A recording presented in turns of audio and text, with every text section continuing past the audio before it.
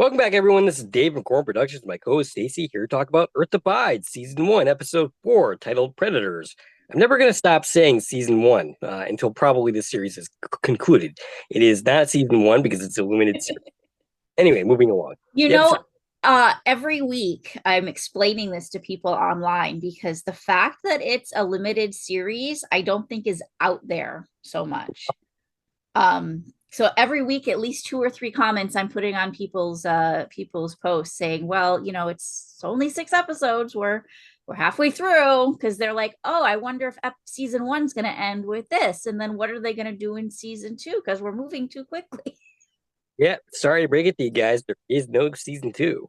I mean, I suppose if this is really popular, they could continue it in some fashion, but They could, make a new story in this universe, but it doesn't feel like that's what they're planning on doing.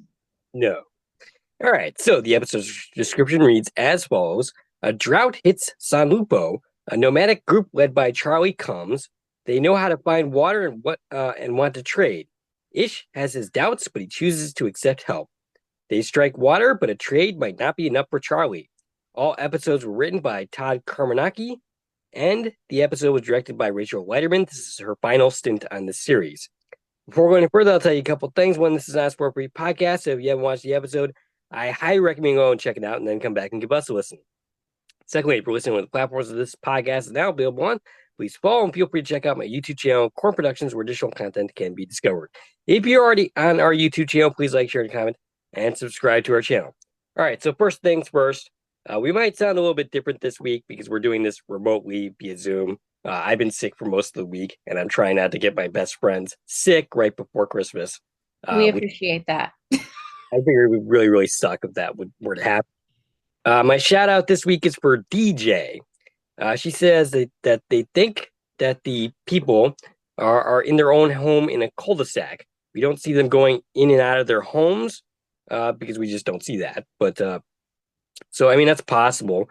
I don't know. You seem to think that they all live in one house or something along those Well, lines. at least when it was just the two couples, it definitely seemed that way. Mm-hmm. Not necessarily. Um, I mean, it's possible now. What are we, 14 years later when we start this episode? It's possible by this point they've expanded. Mm, But when it was just the two couples, it definitely felt like they were all in one house. mm. She goes on to say, and the medicine he assumed Jean was on drugs, so he was deterring her from looking for drugs. I was a little confused by what she meant by that comment because it was Molly that was looking for the drugs at the hospital. But she goes on to say, because he's protecting his family and community, drugs ruin everything. The new family's a throuple. So his initial distrust was against all of them. Are they neighbors, scavengers, etc.? He softened after Molly finds the drugs and her explanation. He softly taps her shoulder and carries her bags. His intuition was not wrong. He picked up on something. It just turned out to be her pregnancy and severe depression from pregnancy hormones. Okay, so that's interesting. Well, I mean, he's suspicious of everybody, right? Like that's kind of the ongoing thread is Yeah. we've told he felt the same way about Jorge and Maureen when they first come. We didn't get to see that, but like that's his thing is he doesn't trust people, which is going to be an important topic for this week.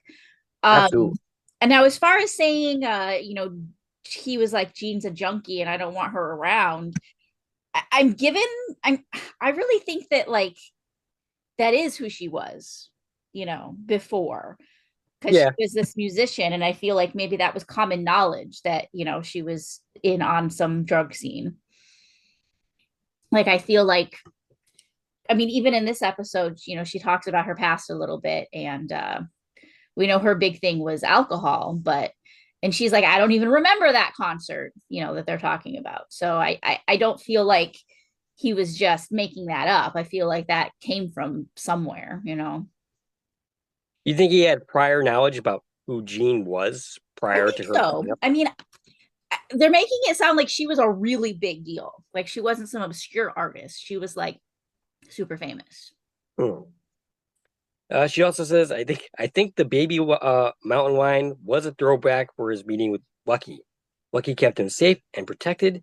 him in many ways. With the death of Bucky, he was no longer so lucky. So he thinks that perhaps that was an omen of this attack with the puma. And also, the final mountain lion, could it have been the mother took her dead baby cub when he was busy with Evie and waited all this time to kill his son in retaliation? All right, so that was basically my little joke in the last podcast.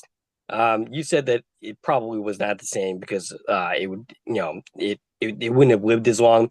I did look into this a little bit, Okay. and the in the wild, a puma can survive up to 25 years. Okay. So perhaps it's possible that It this was was okay, so we went from year 6 to year 14. So what's that, 8 years? something like that. So it's It not was eight totally. years later, but also we're in an entirely different place. Like that happened like on the road. Oh, And I know, I mean, it's totally possible for an animal to track someone, but to track them over the course of like 8 years before they attack, I don't know. I think if that was the case, they'd have done it a lot sooner. yeah. I mean, like either way, it's not like they were ever going to confirm that this was the same puma that was out for revenge. Because how do you do that? Right. But I mean, the possibility exists, sure, but dramatically speaking, there's no way to actually do that within the show and have it not be cheesy. And she last says she thanks us for creating a space for open discussions. And yeah, that's what me and Stacie try to do here. We want to have your feedback, and when you do comment something, you become a part of the conversation. You influence, the conversation for a while as we talk about your comments. So thank you for commenting and being a part of that conversation. And to anyone else out there who's listening, feel free to do the same. All right, so that's it for shout outs. Stacie, your thoughts on this week's episode? So I was right that after the really, really quick moving episode 3, episode 4 slowed down a little bit. We got to spend some time, right? We spent a little bit of time, dealing with the aftermath of episode 3. And then we fast forward again to year 17 and we spent a lot of time there. Like we just kind of stopped moving and we're actually like watching a day by day what's happening with these people. Um, and it's a little weird, the pacing of the show, how it just keeps changing from episode to episode. But I don't know. I like it. I think that they're doing a great job telling the story. And I've said this 100 times before, but I haven't read the book, so I can't compare it. But I feel like, just based on comments I've seen other people saying on social media, that they're trying to be pretty faithful to the book, Mm, as far as like the method of storytelling. And I gotcha. guess that's what the book does. What is has a lot of really big time jumps, and then it spends more time in certain spots. So I feel like that's what they're doing, is they're just trying to mimic the style of the story that they're telling, which I applaud them for doing.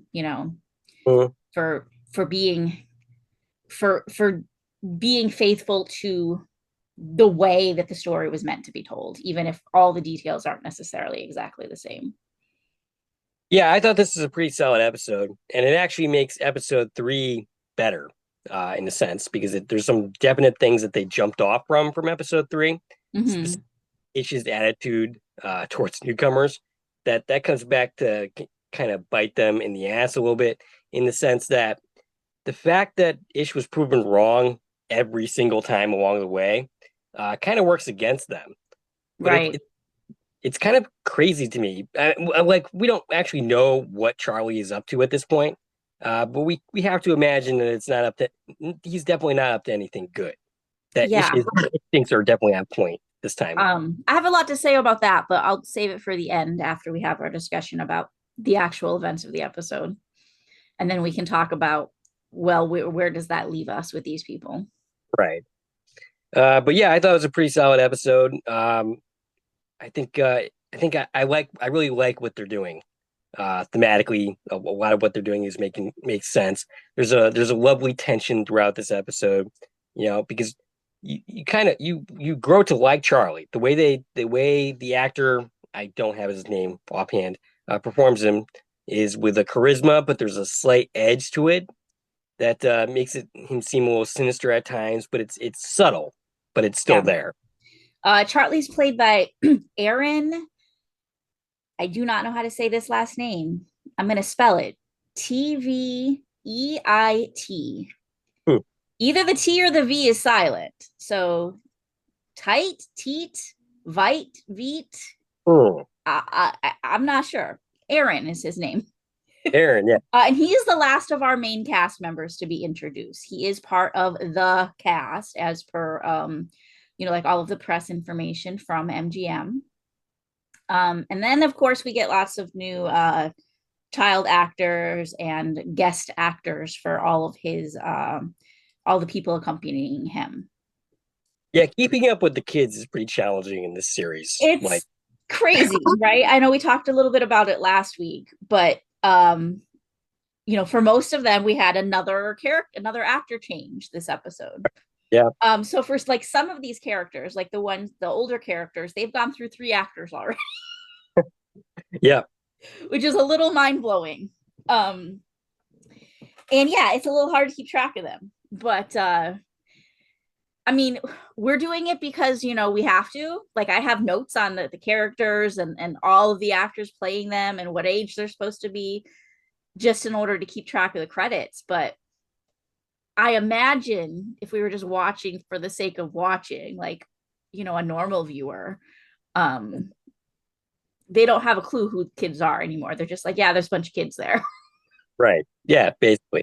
Yeah, I would figure for the average person trying to watch a show that they would lose track of who these kids are. I mean, I doing a deep dive podcast still have trouble doing that sometimes. Yeah. Now, one particular in this episode, I had a hard time with Alex and Joey. Oh yeah, that's the main ones. The Yeah. new, like the older versions that we spend, most of this episode with the year 17 versions of them, which is Alex age 14 and Joey age 11. And when they're in the scene together, I can tell which one's older. So I know who's who. But every time it was just one of them in a scene, I was like, is that Alex or is that Joey? I can't tell how old this kid's supposed to be to tell which one he is. And then Oh, when I was doing my notes, I realized it's because these 2 actors are actually brothers. oh really? They Oh, actually do look alike. okay, uh, that makes so sense. the younger versions of them, weren't, but at this age point, we've gotten where it's actually 2 brothers, and they really do look a lot alike. So I feel better about not being able to tell them apart unless they're both in the scene. Gotcha. All right. And But I was looking at them and the ages, and I was like, I wonder, and I think it was just because the ages didn't work out, but it almost felt like it would have been cool to have them play the same character at 2 right. different ages, since we're jumping through actors. But I was looking at like how old were wow, how old was Joey and Alex at different time points, and I looked like it wouldn't have fit, for them to both play the same character based on the ages that they needed to be at different times. Well, a show that actually did that, had siblings playing the same character over different time frames, was actually the X-Files, in a season 10 episode that I just recently covered. They all of the characters that all the actors that played that character were actually related. So yeah, that's an example of a show that actually did do that. Yeah. But yeah, do we have anything else to say before diving in? We might as well go to our scene by scene. And again, there's lots of new actors to talk about, but I will talk about them when we meet them. All right. So the episode begins in the immediate aftermath of the Puma attack. I do have one little irritation here in the fact that we don't know how Ish got out of that situation. Like we didn't even need to really see it, but a one line mention of like, oh, Ezra happened to the situation and shot the lion with a gun or something. Well, I mean, he wasn't dead, but maybe scared him away somehow. Later Right. on, the Puma will actually be killed, but We know that, Evie screamed, but yeah, we don't know who came to help her deal with this situation. I mean, it's kind of it doesn't really matter that much. It's just something that sort of semi irritates me. And the good news is that the Puma attack isn't just some random event. It's something that actually affects Ish throughout the remainder of this episode, and Right. believe throughout the rest of the series. The rest of his life. Yeah. Yeah. Yeah. It has permanently affected his Mm, abilities. right. One thing I want to go back on, I just saw in my notes is we've been talking about the intros each week. Which, Um, but I forgot to mention that. so this week's intro focuses on, we see clouds a lot, we see rain, snow, and water. It's focusing on the water of the earth, which of course is the theme of this episode. Is there's a drought and we're trying to find water. So all of these those, and again, every week the images that they put in these intros have nothing directly to do with the episode or the characters, but it's more thematic to what we're talking about that week. And Mm, they're always just such beautiful, like right. cinematic images. So yeah, it was like all of these different like water and weather related images. And then it ended with like showing some deserts, like Mm, where it's like new deserts are being formed and new areas of water being formed. We saw glaciers melting, and it was just like, here's how the earth is changing mm, weather-wise. right. So yeah, we are still in year 14. Molly is trying to save Ish's life. All the adults are helping. I'm pretty sure the kids are in there too. I'm pretty sure. Heather is there, and maybe one or two other kids, like some of the older kids are there. So she's shouting out instructions, Molly specifically, on what to do. Ish briefly stops breathing. Molly performs some CPR and then has Jorge do the little, I'm not sure what the bag over the mouth thing. The Not, breathing stuff. yeah, the breathing apparatus thing. She instructs him how to use it, and he starts breathing again. So people start clearing out, but Emma begs Molly to give her something to do. She says that after all these years of loving him, the only thing that matters is if she saves him. Now, I was actually kind of curious about that statement. Does she mean it only matters if Molly saves him or Emma herself ends up saving Ish? I'm pretty sure she was talking to Molly. She said, if you save him. Um, and I think what she's saying is like, I'm helpless here. I need you to do it. Like it's Okay, up to you. Like you're, it all ends here if you can't pull this off. Which right. I was will just kind of which curious. we'll soon learn that, is a lot to put on Molly's shoulders. Right.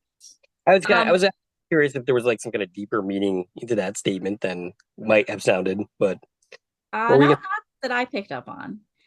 One thing I wanted to acknowledge is that they're doing all of this in the high school. So they've turned the high school into a hospital clinic. They're not doing this on their kitchen table. Now I'm really curious, is this a detail from the book, or did did the they get it show from? decide to do this, to put the hospital in the school? Because yeah, it seems very coincidental to From. Right. Almost like it's a nod to From if it's not a detail from the book. I mean, They are both made by MGM, so right. I'm curious about that detail, because it was like, oh yeah, of course we turn the school into a hospital. That's what we do. And also is like, is the school right next door to their cul-de-sac? I was a little confused by the like The the photography, yeah. It's because when Emma ends up leaving, she walks through the playground, which is where the cougar attack happened. And is the playground part of the school? But then again, it's a high school. High schools don't have playgrounds, elementary schools do. right. Um, I don't know. I was just like, why? Why are we here? It must Right. be close, right? Because they would have had to have carried him. Yeah, they're not going to take him to some place that's like far, far away. And like time is of the essence. So, Right. and the dragging Ish, who's not a small guy, like Yeah. get to this place. So it has to be someplace nearby. But also, it looked like they had this established already. Like they didn't just go there for this surgery. Like we Mm, could see a solar panel set up out the window. Like they give this room electricity. So this must be like where they have been keeping their medical supplies and whatever. Like this is just part of their community. yeah. And Makes also, sense. I'm kind of surprised we don't see them utilizing the rest of this building for other things. Like we get to see an outside shot of it. It's a really big school. Hmm. I imagine, the kids playing here, going up and down the hallways and, doing things in these classrooms. And we haven't seen any of that. But I imagine Right. like they would, if they've cleared out this building and they're using it for a clinic, they must also like hang out here and do other stuff here. Right. Hmm. Yeah, I'm not really sure. So Molly's working on Ish. Emma ends up leaving the room. With no one left in the room, Molly ends up crying and tells Ish that she is sorry. We're not sure why at this point, but we will certainly learn why soon. Yeah, we definitely get the impression that she doesn't think she's doing good enough for him. And like you Mm. said, we'll learn why she thinks that pretty soon. Emma, meanwhile, is going through the woods looking for the puma, tracking it, and eventually killing it. What we watch is not the final air quality. So the Right. in this particular image that we saw, hopefully it looks a little bit better when it actually airs because it doesn't look great in the unfinished quality for sure. Yeah, I meant to bring that up at the top. I mean, we said before we get screeners, we get to watch the episodes early. The first three episodes of this series felt pretty complete, the screener version, but this one definitely is not final air quality. So it's also possible like we're missing details, right? There could Right. definitely be things in the final episode that we haven't seen yet, as far as like the little details go, any sort of special effects. This Mm, episode didn't even have credits at the end of it, nope. because it was, like I said, it was just an unfinished screener. So it's possible that we're going to say things that maybe don't make sense to people who have actually seen the final episode, just because we haven't seen the final episode yet. We've just seen kind of this rough edit of it. Mm. So Molly finds Ish awake. She treats his wounds. Ish asks how long it'll take for him to walk again, and Molly jokes, knowing him, it'll be 6 weeks too early. She can't believe a human could survive that attack. Ish says that it was all her, but she reveals herself to be a fake. She flunked out of year one of medical school. She was great everywhere except the classroom. She chose to live the lie while the real doctors were dying, but she knew her lie couldn't sew him back together. And I feel her on all this, but at the same time, it's just sitting there very much alive, and it's Right, which thanks. is what he points out to her. He's like, but she's like, I couldn't save you. And he's like, but you did save me. Right. The fact that she didn't get through medical school doesn't matter now. Right. Everything's basically. I mean, it's all about this lie, right? Like she comes into this community being like, "Yeah, I'm a doctor and I worked at such and such a hospital." Like she named the hospital she worked at, and none of that was true. She wasn't actually a doctor. Mm, Um, but she has medical training. right. She's the closest thing to a doctor they're gonna ever have. Right. Exactly. The point is she lied. She pretended she was something she wasn't. And she tells him, I have no idea how I saved you. And he says, well, she caught up to the lie. Mm, You saved me because you are capable. It doesn't matter that you don't have a piece of paper calling you a doctor. Like you're our doctor. yeah, it's irrelevant at this point. Like whether she actually got through medical school or not. Whether she was actually working in a hospital or not doesn't matter anymore. Right. Uh, is the doctor and the Yeah. best at this point. I mean, And similar to From, Christy's their doctor, but she was a med student. She didn't actually finish. She's not actually a doctor by definition. right. They treat her like a doctor because she's what they got. And So, and my notes just say fake it until you make it. Like that's what Molly's doing. She was faking it, but now she's proven that she's got it. She's pretty competent, as far as being a medical personnel for them. And that's what we do. That's our motto around here. Fake it till you make it. I was actually just about to say that too. We So, pretend like we're podcasters, and guess what? It looks like we're podcasters now. so the next thing we see is Molly helping Ish walk home. I'm assuming this is like after a couple months. There's no Yeah, indication we're time not frame. seeing how time passes, but eventually he's recovered enough to come home. and he Right. doesn't have to live in the school cafeteria anymore. He's greeted by his family. He makes a bad joke about which Heather says that that's a indication that her dad really is home. Um, Alone, Ish asks Emma about her taking the kids to the library. Emma doesn't want him to start.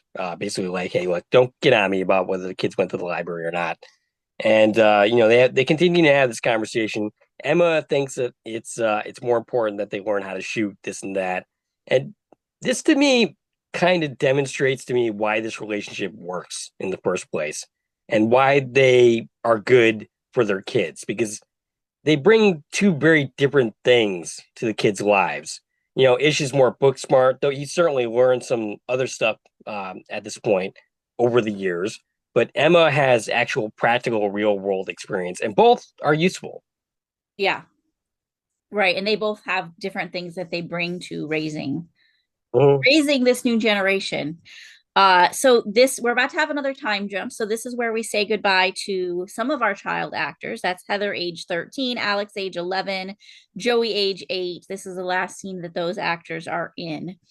And the one of the characters from last week, Rafe at age 14, we actually don't even see him in this episode. So he was in last episode and he's gone now because he wasn't in this scene. Now, two of the kids, I found this really interesting. The actors who play Olivia at age 7 and Christian at age 6, they are maintained through the next time jump. We don't get new actors for them. Interesting. So they age up from being 6 and 7 to being 9 and 10 in the next jump. Interesting. Yeah. But all the other kids they replaced. Gotcha. So it's now year 17. We see the kids. One of them, Joey, he's the one that goes into the water and is diving for crabs. The other that's watching him, I'm pretty sure that's Alex, but I'm not Yes. totally sure. Okay. Uh, Alex is in the watchtower and Joey went fishing and he caught a lobster for his brother. all right. So Joey gets some lobster, and then after his dad is telling him, "Hey, look, before you go diving again, make sure that Alex or Rafe are with you." And I was a little confused by that because wasn't Alex watching him? I mean, he was on watch duty. So yeah, we have a watchtower now. We haven't seen that before. Mm, They've gotten a little more cautious since the cougar attack 3 years ago. They have a gated community now. They've got a watchtower. Um, I mean, yeah, he was keeping watch and you could probably see him, but he wasn't like there if he drowned. It'd be right, take a minute to get somebody out there to help him. And right. I mean, I think Ish is just like you're kind of like you're the youngest of these three, right? So maybe you need to like not be alone. And actually, we'll even go back to that later, like when Ish goes off into the woods alone. One of the things Emma gets mad at him about is like it's your rule, nobody's ever alone. So it's not even that Joey's only 11, it's that he doesn't want anybody off on their own. He always wants you to have a buddy with you Makes sense. because you never know what's going to happen. You might get eaten by a cougar. Right, And exactly. you need a buddy to go tell people that you got eaten. So these new actors, this is Joey age 11 and Alex age 14. These are the ones I told you are real life brothers. Joey's played by Elias Leacock, and Alex is played by Lennox Leacock. Elias was in 36 episodes of When Calls the Heart, 2 episodes of The Boys, and Hmm. Lennox was in 3 episodes of a show called Holidays. Took me a second because I have a typo in there. Um, and a movie called A Magical Christmas Village. I didn't notice any credits overlapping for the two of them until this one. So this is probably the first time the two brothers got to work on a project together, which is probably pretty cool for them and for their family. Sounds really fun for them. So yeah, he Joey basically says that Alex and Rafe were busy. Rafe is always with Heather. It says sometimes they just need to stretch their legs. And Joey says, yeah, but they need to do it together? And Ish ends up laughing. And it's one of the few times that we actually see Ish laugh at something. Uh, Hinting, of course, that Heather and Rafe's relationship has continued. They're literally inseparable, and the younger siblings are just kind of a little sick of it. So Rafe and Heather, meanwhile, are exploring other houses. Rafe is confused by the holes in the pool table. They've never actually seen a pool table. And Heather wonders why this particular couple had so many shoes. And Yeah, there's a sneaker collection there. it's kind of fun watching kids that were not born of the previous world looking back upon it. Uh, Right. and yeah, like what is this? And he tries to use the pool stick as a spear to get the balls in the hole, Yeah, which he throws it at the pool table, and they're like, I don't think that's how that's supposed to work. Because their family's so busy teaching them, like Ish is teaching them from books, and Emma's teaching them like how to hunt and everything. They're not teaching them how to play pool or how to like just play. right, yeah. Um, but yeah, they're in like some big mansion, right? Obviously, rich people lived here. The sneaker collection's probably like worth thousands and thousands of dollars. They're like on display in shelves. And Worth this is the nothing kind of now. place that I was talking about last week. I was like, why don't they just go move into a mansion? This is the kind of place I was talking about. This is a huge house, like full of resources and lots of room. This would be a good place to have a bunch of people hang out. Hmm. So But they yeah, find I enjoyed this scene. They were really cute. So we have new actors here, of course, again. Uh Heather age 16 and Rafe age 17. This Heather is played by Alexandra Cross. She's in one episode of Creep Show, an episode of The Flash. And Rafe at age 17 is played by River Codick. He is in the new movie Heretic that just came out. He's in an actually, I episode. just saw that. What? I just saw that. Oh, you did. Did you recognize him? No. Um, I'm trying to even think about who he played. I don't know. I didn't write the character's name down. There's not Um, many people in that movie. he's in one episode of Tracker, Justin Hartley's Mhm. show, and he was in two episodes of Son of a Critch. Oh, okay. So they find a photo album with pictures of the pyramids, which Rafe recognizes from having been at the library with Ish. Heather wonders if the rest of the world is magical. Rafe, Rafe speculations that there must be someone else out there, and he asks, "What if they don't have to wonder?" And then they kiss, finally, kind of cementing the idea that this is actually a romantic couple. Right. I mean, it had to be. Yeah, of course. We already knew that, but this is like official on-screen confirmation. Right. We see Emma talking to Ish about Heather's decision to go explore in the world, which Ish is responsible for her wanderlust, at least according to Heather, teaching her about the Vikings, and that they would be back before winter. Ish isn't ready to let her go, and this is an age-old parenting problem. Letting your kids go, grow up, leave the nest. Emma asks what he always tells the kids, and Ish responds, "All life is learning." Emma quietly says to let her learn out there, and this is enough to basically convince Ish to let her go. Yeah. So they've decided to let their 16-year-old daughter go explore the world with her boyfriend. Uh, but it's pretty dangerous out there. Like that's scary. Just be like, okay, bye, have fun. Like, don't get killed. Right. I mean, they do a lot more like trying to prepare them for this journey than just okay, see you later. And I don't know. At this point, it's a different world. So, maybe letting my 16-year-old wander off into the world would be a little bit different than Ish letting his 16-year-old off into the world. Sure, but it's more dangerous for them because like everything's trying to kill you. True, And you can't like call home for help. fair. At the same time, maybe they could end up discovering something good. Maybe Right. there are other people out there. Not born. Actually, after the next scene, we don't see him again for the rest of the episode. Yeah, So they're I'm assuming we're gonna catch up with what they've been up to in the next episode. probably. What I was wondering is why don't we see Rafe's family and get their opinions on the idea of this trip? Well, Rafe's family is there.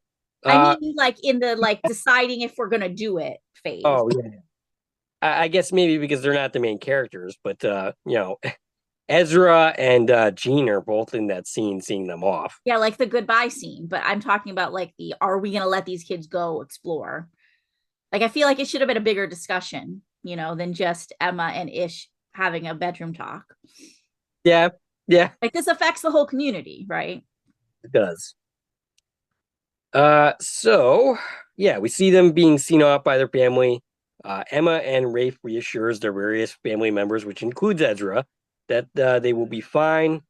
Uh, and Emma basically is trying to give Heather some pointers about how to use a gun, which she's already done. And like Heather points out that she's basically taught her everything that there is to know, at least from her perspective, that she will be fine. Including teaching her how to practice kissing on her wrist. Yes. So Emma has prepared her for her relationship as well as life skills.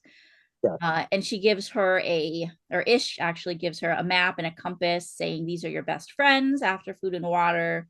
Ezra loads up the gas because, they can't stop at a gas station. Whatever they have is, I mean, they could stop at a gas station, but I don't know how that works. Right. Yeah, I don't know how you would get the pumps to work at this point. Right. Like I mean, how are they collecting gas? I guess they could collect gas anywhere they go just from other vehicles, but it's a lot more challenging than just stopping at a gas station on a road trip like, you would right. in the real world. Um Alex gives her bear spray and tells her not to confuse it with hairspray. Hmm. Um yeah, everybody's just like helping prepare them for what they're going to face out there. Hmm. And then we have a secret handshake from Joey that they just invented, and it looks pretty awkward, kind of like something that I would do. And then the couple take off. And then we see Ezra talking to his daughter. He's definitely older, which is not necessarily visually seen, but you definitely get it from the actor's performance. He definitely suggests an older version of his character. Mhm. He's putting that the soil is a little dry. There is a drought, not enough rain. And then we see Evie in the kitchen trying to get some water from the sink, but nothing is coming out. So they end up driving to the dam. That would be Ezra, Joey, and Ish. And already you see over where the dam is, and it looks pretty damn dry. Like there doesn't seem to be any water left How there at long all. did that one take you? What's that? That the dam was damn dry. Ah, I did that totally by accident. I just had one comment about Evie in the kitchen. She's filling the kettle by putting the spout under the tap. I have never seen anybody do that. I thought it was hilarious. Usually you fill the kettle with the big giant opening at the top of it, Yeah, and she's trying to pour water through the spout. And I was like, I don't know. I thought it was hilarious. And I think they're trying to comment on like she wasn't raised in the prior world, so she just doesn't do things the same. Kind of like right. how kids didn't know how to play pool, but also like wouldn't Emma and Maureen and the adults around her have been the ones teaching her how to cook? So Maybe she just on her own. Maybe they didn't I don't bother know. I to. thought it was just this hilarious image of her trying to pour water through the spout. I again have never seen that. Maybe some people do that. I don't know. I don't get it myself. Hmm. So Ish basically determines that the problem is faulty engineering. Uh Effectively there was some kind of problem in the past, and whoever went to fix it did a short-term fix, and now that is broken down. Basically they're gonna get like some water, but it's not gonna be very much, and they only have like maybe weeks at best at this point. And then Joey ends up noticing some vehicles. He's excited. Ish, of course, is not. Ezra seems to be kind of leaning Joey's way in the sense that he thinks that they might be a force for good, that maybe they should talk to them. But Ish is basically like, nah. He tries to radio back to his wife. He's not getting through to her. And he basically just tells everybody to get in the car and drives all the way back. So he gets the other two. Oh, yeah, okay. So they argue amongst themselves back at the house. Everyone's arguing whether to talk to these people or not, which includes all the main characters. And it doesn't matter anyway because they were basically trailed back by these new people. And a scruffy looking man, and basically they have a gate set up now, a gate that kind of keeps people out. I'm not sure how far along that goes. Like, do they have a gate somewhere else as well to keep people out of this area? I think it's more for animals than people because they don't encounter a whole lot of people. But Gotcha. I mean, they have a lookout tower, so I was kind of thinking maybe that they were looking out for any, suspicious people that might be around the area as well. right, but any threats in general, like the cougar that came and Mm. tried eating Ish last episode. Right. So basically, Charlie offers a token of friendship. He knows about their drought situation. He wanted to talk to them, but of course they hightailed it out of there. So he offers them a canteen of water. Ish ends up taking a swig out of it, and then Charlie does as well. And Yeah, I wouldn't drink something that some stranger that I'm suspicious of just handed me and says, take a drink of this. right, maybe have him drink first and then give it to you. Yeah. I mean, I understand he was trying to, take the olive branch and at least give Mm, this guy a chance to talk, but I don't know. It felt really suspicious. Like, here's some liquid, put it in your body. right. It didn't feel like Ish would be so quick to drink it based on No, his suspicions. it definitely does seem a little bit out of character for him, but he does it. And apparently, this whole exchange is actually Perry's idea. This would be uh, Charlie's girlfriend, I'm assuming, at this point. Yeah, he introduces her as his partner. Yeah, So yeah, let's talk about them before we move on because there's a lot of people in this scene. right. So of course I already mentioned Charlie's played by Aaron T. I'm not going to try saying his last name again. He's again part of the main cast. He was in 2 episodes of American Horror Stories.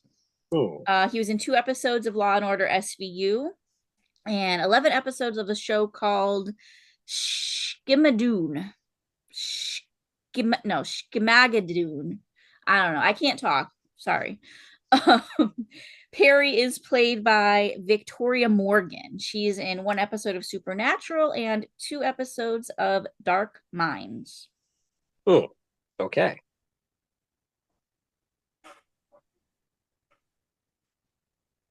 And Perry, are we talking about all of them now, or That's who I just did, Perry. oh, you did. Okay. So yeah, basically there's some other people there um as well that Charlie ends up introducing. Yeah, he But you eventually ends up introducing everybody. Um, only after Ish does, he introduces all of his people and including Alex. All the kids were sent in the house except Alex is still in the watchtower, so he calls him down and introduces him. And Charlie says he doesn't have any kids. He hasn't been lucky enough to have kids. Let's see. They talk about the water in the reservoir. And so before we meet the other people, Charlie shows him what they're hauling, which is a equipment used to dig wells. I don't know what that's called. yeah, I'm not really totally clear on Some that. kind of Yeah, drill that yeah, you use to dig wells that they right. found outside of Reno. And he says they're happy to share their luck. And this is when Ish introduces everybody, and then Charlie introduces his companions, Silas and Corey, and then 2 women, Arabella and Penny. And there's a bunch of other people, and he's just like, and I'll introduce everybody else over a meal. But these are the only people who's like have words, have lines, who have credits. Right. Uh, Uh, so I will quickly go through them. Corey is played by Howie Lay. He's in 2 episodes of Debris, 2 episodes of Travelers, and an episode of Fear the Walking Dead. hmm. Silas is played by Andres Joseph. He's in 2 episodes of Zoe's Extraordinary Playlist, 4 episodes of Firefly Lane, 2 episodes of The Good Doctor, and the movie The Art of Racing in the Rain, which has come up often for Right. us. Yes. Yeah, we've had we interviewed Donald Hang. Donald Hang, who was in that movie, and Yes. of course that also features Milo Ventimiglia, who was Yes. And some other people we've talked about. I don't know who, but I know we've talked about the movie multiple times, it which has come means up. we've talked about other people in the movie. Right. Which leads me to the conclusion that's a movie we should seek out, potentially cover at some point. Yeah, we should definitely check it out. Arabella is played by Taylor Quinn. She was in 2 episodes of Motherland Fort Salem and an episode of Resident Alien. And Penelope is played by Toby Marks. She was in 1 episode of Riverdale and a whole bunch of Christmas movies on her filmography. Interesting. All right, so basically, Charlie is a very charismatic man. He's offering to help them dig some wells. He basically says that he will introduce the rest of his companions over dinner if he's not being forward. And Emma seems charmed, and it seems like Ish's guard is down a little bit. I mean, as much as it ever does. But yeah, he goes along with the whole having them over for dinner. So Emma welcomes them to the San Lupo. They end up eating together. Ish asks how long it might take to get this well going. And Charlie asks about the rocks. Ish gives a very detailed answer. Right, because of course he knows about the rocks. Right. Charlie says 72 hours, which Emma is amused by because they don't really measure time in hours anymore. In exchange, he wants fuel that Ish can spare, and Ish agrees to these terms. Right. He says so that we can be on our way again once the water's flowing. In other words, we're going to do this and then we're going to get out of your hair and leave you to your life. So the work begins as everyone watches. Ish assists in getting one of the drill bits in, I'm assuming, which is kind of hard for him to do because his arm is still damaged from the cougar attack and likely is going to be for the rest of his life. But he does actually manage to eventually, with some help, get it in there. Yeah. Charlie, he's kind of showing that he's not all that capable of doing physical labor. And his sons look really embarrassed that he's having a hard time with this. I don't know if you picked up on that. I did notice that, yeah. And so Ish asks him, he's like, well, are you a better hunter? And he's like, yeah, I am. So Ish and Charlie go hunting. But we know, of course, he's not a good hunter. Right. And he looks at Jorge and he's like, don't even say it. Just shut up. So Ish asked him questions about what he found out there. Okay. What? So while they're hunting, they're talking. Right. Ish wants to know what else Charlie has encountered, right? Because they're nomadic, they travel. He's like, have you found other communities like ours? What's out there? And Charlie really just kind of avoids the question. He doesn't give any information. He does respond with, he basically found himself out there, which is what my note here that confused me was all about. But yeah. He did say that. And that phrase comes back later in the episode. But the point is, he didn't answer the question. Like, it felt like he was being very, what's the word? Like, closed.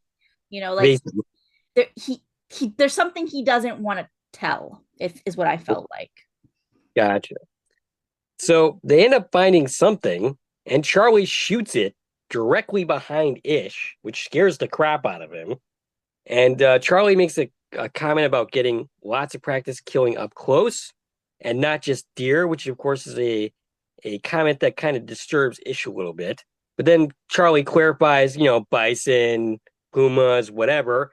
And he plays it off as a joke, though I'm not so convinced by the end of this episode that it actually is a joke at all. Yeah, we're definitely kind of given the tone that maybe Charlie's done some not great things. And that's definitely what Ish is thinking right now. Right. Meanwhile, back home, everyone seems to be bonding with Charlie. And he seems to notice Evie. And he stares at her for a really long time. I'm bringing that up because Emma is going to defend this later on. I'm like, no. Yeah, anyway. he gives Evie a look. Ish doesn't like it. And it's noted that Perry and Emma definitely both noticed this happening as well. Yeah. So you get the feeling that Ish is feeling more distrustful of Charlie by the second, based on his Alexander Ludwig's performance. Not necessarily based on the very next scene, because it seems like Ish is sort of trying to bond with Charlie a little bit after this scene when they end up alone. Yeah, basically Charlie and Ish end up talking. Ish asks him why he thinks they survived. And Charlie essentially says, the strong survived, the weak perished. We have other things now. Thank you. What's next? That's a very telling response when it comes down to it, especially compared to what Ish says. And Ish basically says that the past and the knowledge that we had based on, the prior, the knowledge they have now based on the past is going to help them build the future and what comes next. And Charlie says that he likes Ish, that he did not really expect that answer. The drilling continues. Alex is expressing resentment towards Ish. And this is the first time we're actually getting this kind of dynamic here examined. I have a funny feeling it's going to be an ongoing thing for the rest of the series. Ish is trying to get into something to. Ish is trying to get him to do something with him that is not the well. And Alex is suspicious, and Ish just basically proves him right and says that, he doesn't want him hanging around Charlie. And of course, this is something that's not sitting very well with Alex because his father spends a lot more time with Joey than he does. Right. Joey is obviously Ish's favorite. Yeah. And Alex feels a little left out. Where it feels like Alex spends all his time in the watchtower just kind of watching the other people do stuff together and not really participating so much. So he wants to hang out with Charlie, and Ish doesn't want that. And Alex calls him out. He's like, so you don't actually want me to hang out with you just don't want me to hang out with him. And he's got a point. He does. Like, why did you never want me to work with you before? Like, no, I'm not going to work with you today just because you don't want me to work with Charlie. Right. Yeah. And then Emma and Ish ends up arguing, and this is a very strong scene. This ties into what we saw last episode, where Ish is suspicious of basically everyone. Every new person that comes into town, Ish has a problem with him, and he's standoffish with them. And at every single point, he's been proven wrong. Well, statistically speaking, given the fact that the human race, even before the world has died out, sucks, like you're going to come across someone who's an asshole. Right. Eventually. And it actually works in their disfavor that Ish was proven wrong so many times. Because now... It's like, crying wolf, basically. Right. Yeah. And I mean, I think Ish has very good reasons to be suspicious of Charlie based on what we have seen. The little bits and pieces of sinister behavior in Charlie's persona, eclipsed by the charm that he has going on. But yeah, I mean, Emma is not going to hear him out. Emma's like, hey, you've been wrong every other time, so I'm not listening to you now. Ish just basically trying to say that he thinks Charlie is digging this well to plant his own roots here, that he doesn't have any intentions on leaving. Points out the thing that happened with Evie. And like you said, Emma defends him, and she's like, well, yeah, I didn't like that, but I mean, he didn't do anything. He just looked. Yeah, he was looking at her for a really long time. That was like a 5-minute stare at Evie. And you know what? I don't think Evie noticed. Everybody else in the room noticed. I don't think she noticed. Probably not, because she doesn't have the same kind of social cues that everybody else does. Right. But I think she definitely saw him looking at her, but she didn't know what to make of it. So Ish says that there's something else, and this is his weakest point. He doesn't sell this line very well. He says that it's not what he said, but how he said it. And when Emma asks, well, what did he say? Ish says, he said he liked me. Like, if you have more to say about that, you should have said it. But the way he presents it, it's a very weak argument. Right. It was funny. And you can just see Emma's like, you're ridiculous. Like, he said he liked you. How's that a bad thing? Right. And we know what Ish means because we saw the interaction. He was like, I like you. I didn't expect that. It was almost like threatening, like, I'm not supposed to like you because I'm going to screw you over. Right. But yeah, so Ish says just because you want him to be wrong doesn't mean he is. And then Emma fires back, you mean wrong again. Yeah, like I said, this is a very strong scene between these two. Well done. And the conflict makes sense based on who these two characters are and have been presented throughout the series so far. So the drilling isn't going very well. They're down to their last drill bit, but it does start to turn around. Charlie ends up celebrating because he got through some particularly hard rock or something. Through the shale. Yeah, shale. And Ish does not look happy, and he just kind of walks away. Yeah, Charlie says that by tomorrow they're all going to be getting wet. They're very close to finally getting the water. This was the last like challenge. Now pointing out that they broke another drill bit, they're down to their last one, and Charlie says one's all we need. That's pretty good foreshadowing that they can't just keep moving on and digging new wells if they're down to one drill bit and they've gone through multiple drill bits drilling this well. Because once they're So gone, how do you replace them? right, exactly. So that's pretty good indicator that, we can't just keep going and keep digging wells everywhere we go because this machinery is not going to last forever. So Emma and Ish share a very tension-filled scene in which he basically rebuffs her advances, and he sort of reveals that he's somewhat resentful of not being able to do what he was used to be able to do. And that happens to us all when we get older, but definitely after you get almost eaten by a puma. Yeah, but he's definitely feeling sorry for himself. Right. And a lot of what Ish's a lot of it comes off that to feel like a lot of his feelings and his resentment here and his worry about Charlie and all of his problems, it kind of makes it just look like he's just feeling sorry for himself and that he's kind of not the alpha at the moment. Right. It almost seems like he feels like Charlie is taking over the town Right. and taking his leadership spot that he's had. And That he's is. blaming everything on the cougar attack is why, all of his shortcomings. Hmm. So Ish ends up talking to Charlie from a distance, who was just singing with everyone. Ish points him to Jorge, who has some beer, and that's the end of the conversation as far as Ish and Charlie are concerned. Ish starts. Charlie, one thing that happened during this conversation is Charlie asked him if his full name is Ishmael. And Ish tells him that it's Isherwood, which was his mom's favorite poet. So that's where his name came from. It's the name of a poet. Gotcha. Yeah, so he starts to look around. He notices that there's he notices the people working together, and he starts to reflect back on the words that Charlie said about, like, I guess we're stuck to each other now after taking the swig of the water. And he hears Emma's voice in his head too, saying something along the lines of, actually, well, look at all the new people. Isn't that overwhelming, or something along those lines? Yeah, basically everybody is having a great time. Both Charlie's people and Ish's people. They're singing, they're dancing, they're loving having new people in their lives. And it seems like everything is great and perfect. And Ish isn't feeling it. Right. And so he wanders off by himself into the woods to think and get out of his head. And I don't know, maybe he's thinking he was wrong a little bit. Maybe he's trying to see the good that could be from this.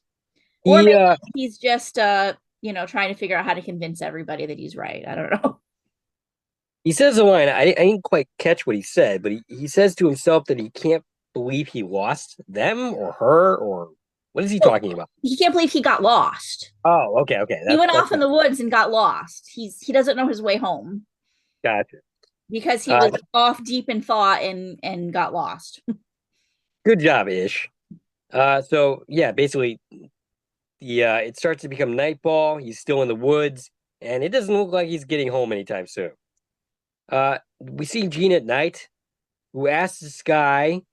She's basically trying to talk to her son, and asks when Rafe is coming home. And then she sees Charlie. He comes over to talk to her, offers her a cigarette. They seemingly bond for a little bit, at least. And then he actually shares a story about Jean that I guess is from the olden days, back when she was in Salt Lake, about something cool that happened. And he offers her some booze. But something is definitely turned in this conversation, because she seems now kind of mistrustful of him. She turns down the booze, which he says, oh, maybe one drink won't kill you.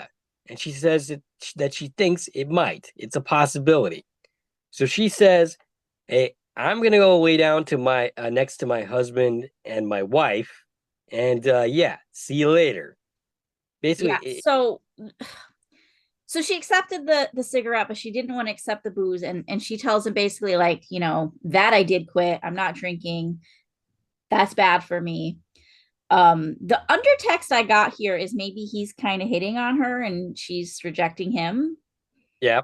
for her to be like, I'm gonna go lay down next to my husband and wife. Yes. Uh, Yeah, that's kind of the idea I was getting. I definitely got a sense that something turned during the course of the conversation, where she was open to him when he walked over, but after a little bit of talking to him, she became kind of suspicious of him. right. And also for him to be talking about this concert of hers that he was at, it cements the idea that he definitely knows who she is, even though we never talked about that. Yeah, He recognizes her, and maybe, this goes back on the whole idea of, who did she used to be before? right. Like she was a different person when she was drinking and whatever when she was touring. Mm, Before she was this family person that she is now. right. Jorge comes out to see this, and he basically gives him a little wave as he's walking away. He asks if Jean is okay and says that once they get the water, everything will go back to normal. Somehow, I suspect that that's not the case. Yeah, she asks, "Will it?" And I Right. wasn't sure. Does she not want it to go back to normal, or is she doubtful, like ish, that it will go back to normal? I think it's quite possible that she just got some vibes from Charlie that she didn't like. And maybe she can't even verbalize what her problem is, but she it's definitely something has turned for her. Yeah. So we find Emma worrying about Ish because he's been lost for several hours now and it's dark. Yeah, so she's putting on her shoes, and Joey's like, "Where are you going?" And she tries downplaying it, but eventually she tells him, like, "Hey, Dad never came back from his walk." Basically, she's about to go searching for him. Oh. And Ish ends up returning before she has a chance to leave. Emma is very clearly pissed, but she's kind of like, keeping her emotions in check until Joey is out of the picture and in bed. And then Ish tries to kind of joke his way out of the situation, and it doesn't work. She's basically like, "Look, I'm really mad at you right now. Like you did what you said you're not supposed to do, which is to go off by yourself. What were you thinking?" And Emma ends up asking, "What was he looking for?" And Ish laughs and says, "Himself." And Right. A callback to the line Charlie gave earlier that he found himself while he was in the desert. right. And of course, Emma doesn't quite understand this comment, but we do. Emma asks what happens if they find water. She And wants Ish, to know what happens if they don't find right, water. right, right. That's what I meant. Ish is more concerned about what happens if they do. So back to the drilling.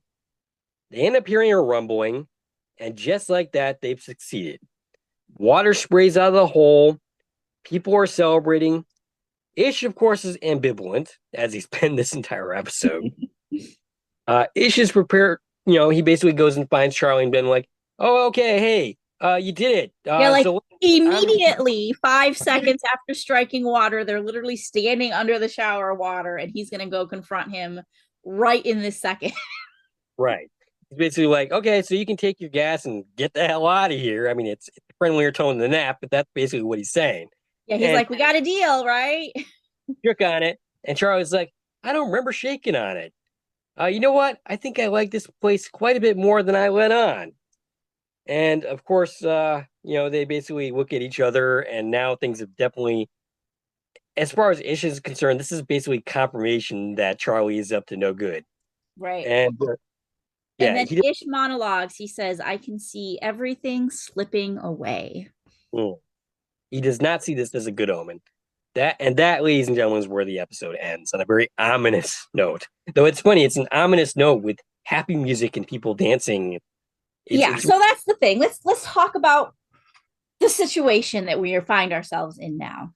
Ish sees everything as horrible bad. Jean might be on board with that now. Everybody else is having a party and thinks everybody's great, and we've got more people, and that can't be a bad thing, right?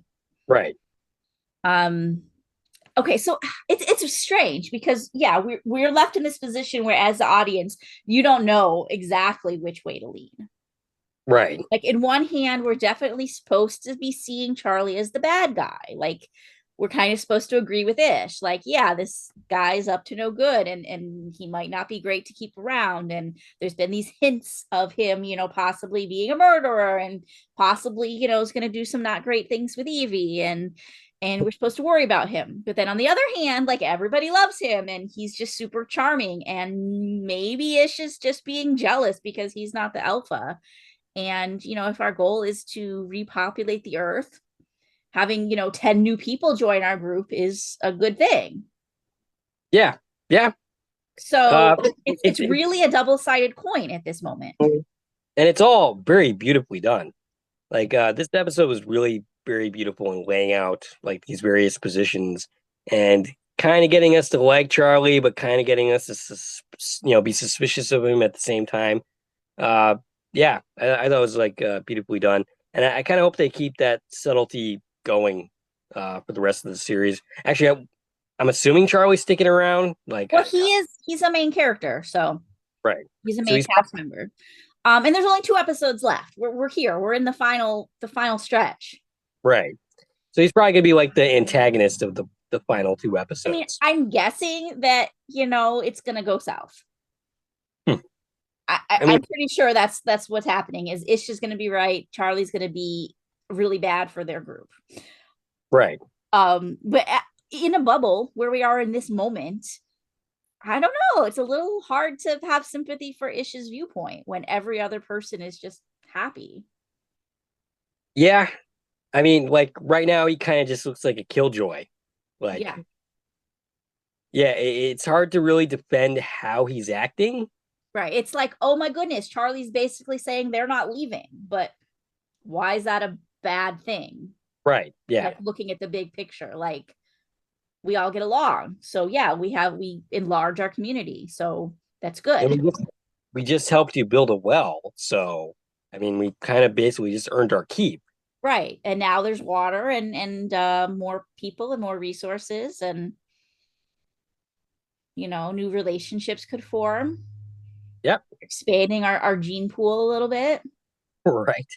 Because we met 6 people counting Charlie, and but there was like another like 5 or 6 people that we don't know their names or who they are, but there's more people there is the point.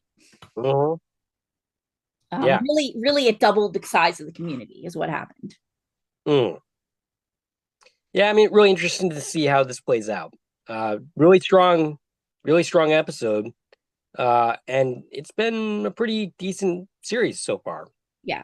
Now, one thing as an audience, knowing this is a looking at the fiction, um, the fact that we were moving so quickly through time, and then this is the moment we stop and spend time with and analyze.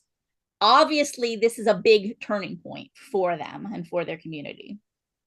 Yeah. Just like I say in From, there's a reason why we are in that time frame at that time. That's where our narrative started. There's a reason why we joined the narrative at that point.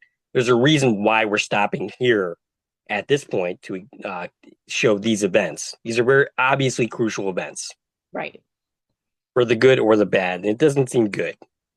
It's probably not going to be good. Um, but I think it's very intentional that he's kind of the only person really suspicious and thinking something not good's about to happen. Uh-huh. Yeah. And Um, actually, it just kind of occurred to me another reason why Jean was a little bit more suspicious of Charlie because she is actually no, she has no relation to Evie. Never mind. That's Maureen I'm thinking of. Never okay. mind. Yeah, That doesn't Maureen's kind of took on the mother role for Evie. Is right. the impression I got. I Yeah. mean, I'm sure all 4 of them were parent figures for her, Ish Right. and Emma and Maureen and Jorge. Um, but Evie is an interesting character, because she's older than all the kids, younger than all the adults. I mean, she's an adult. She's in her late 20s at this point, or mid 20s at least. But she is all alone, right? Like there's no other characters for her that are her age. There's no potential love interest for her. Right. Um, And again, if our goal is to repopulate the earth, like she needs to have some babies, right? And there's nobody for her to do that with in their community because everybody's either a parent figure or too young. Right. Yeah. I mean, like, it doesn't help that she's basically like Victor in a sense, from Prom, in the sense that she didn't have the social interaction when she was younger that these other kids had. So Right. she's developmentally delayed in that sense. So she doesn't have the social skills necessarily to even be able to pursue a relationship necessarily. Right. So yeah, that's unfortunate on that standpoint. Uh, yeah, I mean, it shouldn't be Charlie. no, no, But Charlie's not. maybe, maybe there's somebody in that caravan of people that she could connect with in a They meaningful all way. be in their 40s, but I mean, I guess at this point that doesn't really matter We don't know how old all of them were. There were a lot of people there. or not. Um, I don't know. Hmm. And then, of course, we have Heather and Rafe. What are they encountering on their adventures? Yeah, I hope we don't ignore their story because I'd be very curious to see where that goes and what they're up. Right? What are they Yeah. up to? And I don't know. If she comes back, she's coming back with a baby, I think. Hmm. Right. That'd be interesting. All right. Do we have anything else to say about this episode before concluding? Um, I enjoyed the episode. I thought it was fun to Hmm. change pace and slow down a little bit and really kind of spend some time with these characters, like characters that we maybe didn't get to know that well last week, but we got to know them a little better this week just Hmm. by not rushing past them. Right. Um, in social media, I've seen a lot of people simultaneously saying this show's really slow, nothing's happening, and why are they moving so fast? In regards to episode 3. Yeah. So You basically, it's a different type of storytelling than a lot of media, and I'm enjoying it. I think it's refreshing to see something a little bit different. It's not our typical post-apocalyptic story. There's no zombies. We're not dealing with like all out war between people. I mean, we might be there by the end of the story, seeing what's going to happen with this group, but mostly it's just like a people focused drama. We're just looking at the relationships between these people and what does that look like outside of the society that we know. and you either like that kind of thing or you don't. Like Right. it's definitely not something that's going to appeal to everybody for sure. Of this genre that are fans of sci-fi genre and this the post-apocalyptic kind of stories. But yeah, I'm definitely enjoying it. Um, Interesting to note that I didn't really notice any tension between Ish and um, Ezra this week. Yeah, they definitely seem to have come to terms with each other over the years that they've been together. I mean, as far as even uh at year 14, Ezra was being very helpful during the surgery. Uh, His hands were in it. He was involved and being a productive member of this group. uh, So like maybe Ish and Ezra like aren't exactly best friends. They don't necessarily have views that align with each other, but they're cordial and they work they both work well in this community that they've built. Absolutely. Do we have anything else to say before concluding? That's all I got. I can't wait to watch episode 5 and jump into the final third of this story. It'd be interesting. All right, we'd Do like to you hear from think you. do you think we're gonna jump forward again soon, or are we gonna stay here for a bit longer, you think? My guess is we're probably going to stay around this area. I think you're right in the sense that this is probably a crucial point in the narrative, and it's probably going to see us through to the end. Not to say that we won't experience other time jumps, but I uh, think I think we're only gonna stay here maybe for another half an episode, and then I think we're gonna start jumping again. mm, okay, Maybe smaller jumps, but I definitely feel like we're gonna end much further in the future than where we are. And we'll only have 2 more episodes to do that. So maybe Itch on his deathbed is how we finish out the series. Yeah. Well, Well, I have seen the storytelling compared to This Is Us, so it makes sense.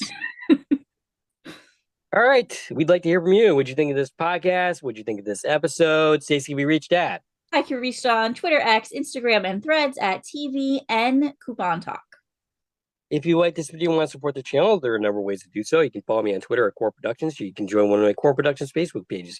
You can buy something from the Core Productions store on Zazzle. You can buy me a coffee. You can join the Core Productions membership for 99 cents a month. And of course, you can like, share, and comment on this video, as well as subscribing to the channel. This is Dave and Stacie from Core Productions, signing off.